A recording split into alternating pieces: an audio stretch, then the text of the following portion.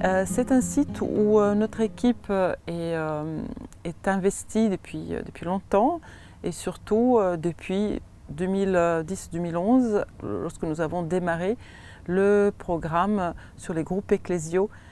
et monastères du 4e, 11e siècle dans le Quarnaire et qui était mis sous l'égide de l'École française de Rome à partir de 2012. Donc ça fait déjà plusieurs années qu'on est investi ici et nous travaillons plus particulièrement sur des questions du sort de la ville antique de Fulfinum qui se trouve derrière nous dans la partie est du site, sur les raisons d'être d'une grande basilique telle que celle-ci, qui est la basilique de Myrinée, qui a été construite au début du 5e siècle.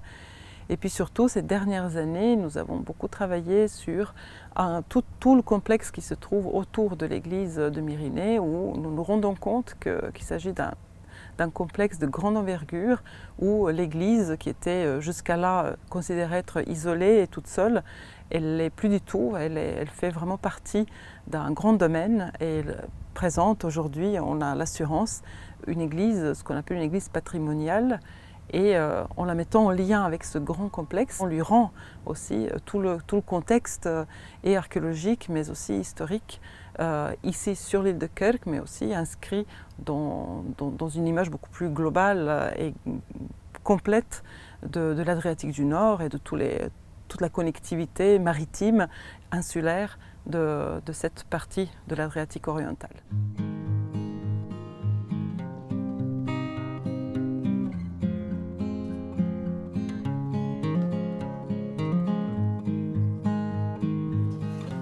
On a découvert sur le forum déjà plusieurs phases d'occupation. Déjà, tout d'abord, les phases monumentales,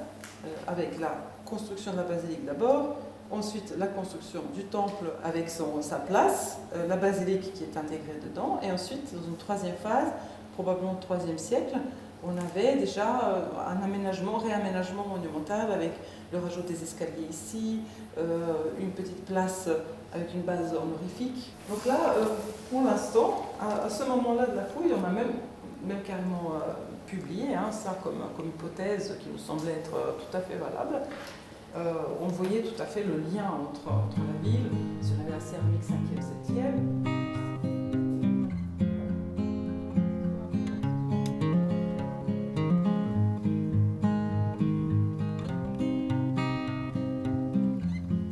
Peut-être une petite particularité de ce site,